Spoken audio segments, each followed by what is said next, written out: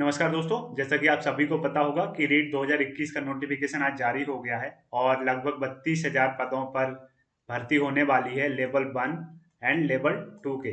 तो दोस्तों यहाँ पर हम डिस्कस करेंगे रीट की एलिजिबिलिटी, बिकॉज बहुत सारे स्टूडेंट पूछ रहे थे कि रीट की एलिजिबिलिटी क्या क्या रहती है। तो यहाँ पर मैं लेवल 1 एंड लेवल 2 के लिए रीट की एलिजिबिलिटी क्राइटेरिया को डिस्कस करूंगा।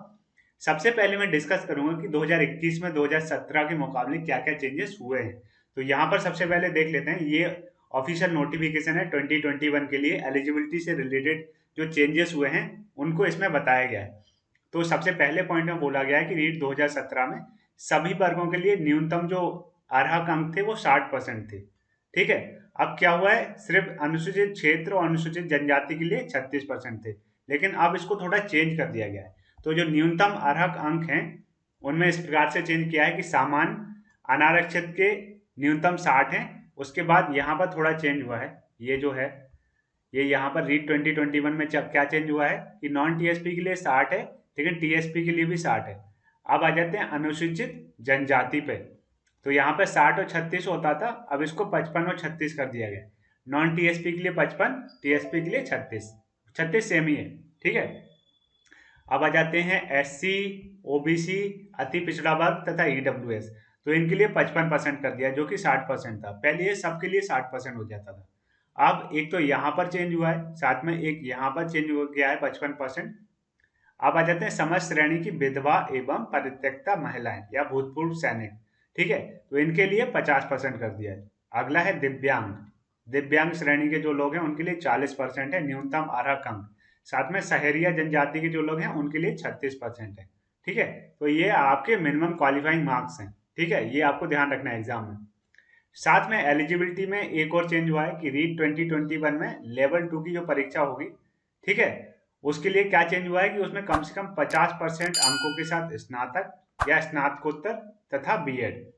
मतलब लेवल 2 के लिए आपको क्या चाहिए कि ग्रेजुएशन की डिग्री हो 50% मार्क्स के साथ, या तो पोस्ट ग्रेजुएशन की डिग्री हो 50% मार्क्स के साथ, साथ में आपके पास बीएड का डिग्री होनी चाहिए।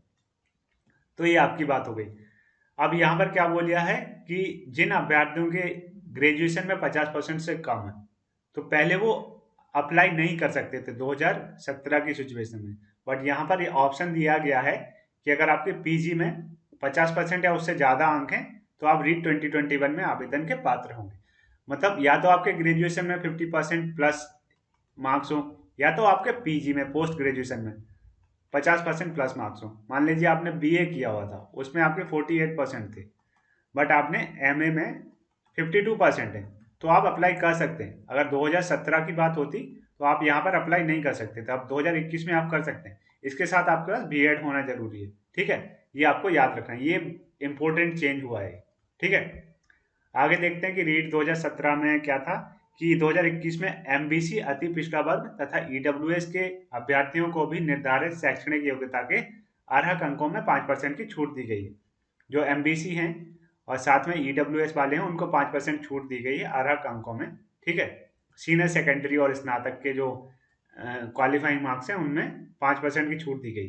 साथ में जो कॉमर्स सब्जेक्ट है ना, वाणिज्य सब्जेक्ट, वो रीट 2017 में नहीं था और वो लोग अप्लाई नहीं कर सकते थे। अब इसको सोशल साइंस सामाजिक अध्ययन लेवल 2 में शामिल कर लिया है। तो ये भी काफ़ी इंपॉर्टेंट न्यूज़ है।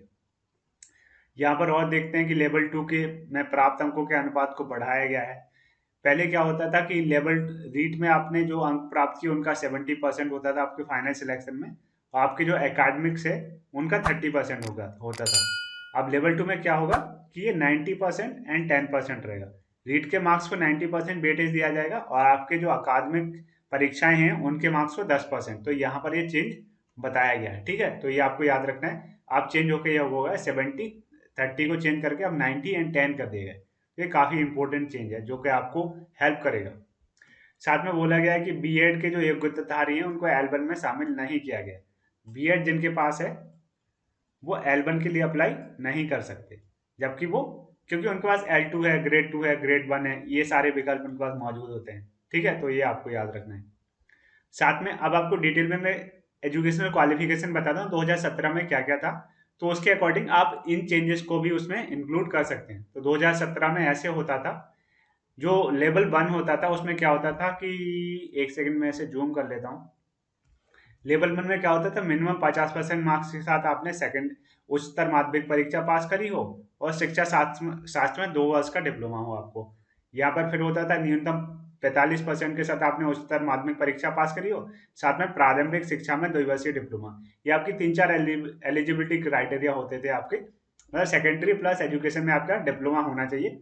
मतलब उच्चतर माध्यमिक परीक्षा आपने पास कर लिए प्लस आपके पास एजुकेशन में डिप्लोमा है, तो आप कर सकते थे। तो ये आपके लेवल 1 के लिए था। लेवल 2 जो कक्षा 6 से 8 के लिए होता है, उसके लिए ये सारी एलिजिबिलिटी क्राइटेरियाज हैं। दोस्तों ये जो पीडीएफ है इसका लिंक इस वीडियो के डिस्क्रिप्शन में दिया गया है, इन दोनों पीडीएफ का।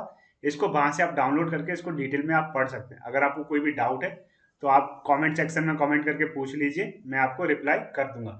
तो ये वाला आपको पढ़ना जरूरी है, इसमें जो जो चेंजेस करे गए हैं वो सारे चेंजेस इसमें मैंशन है, तो इनको अपन को मैंशन करना है। साथ में जो बेसिक एलिजिबिलिटी क्राइटेरिया है वो डिटेल में इस पीडीएफ में दर्शाया गया है, तो यहाँ पर जाके आप पढ़ सकते हैं।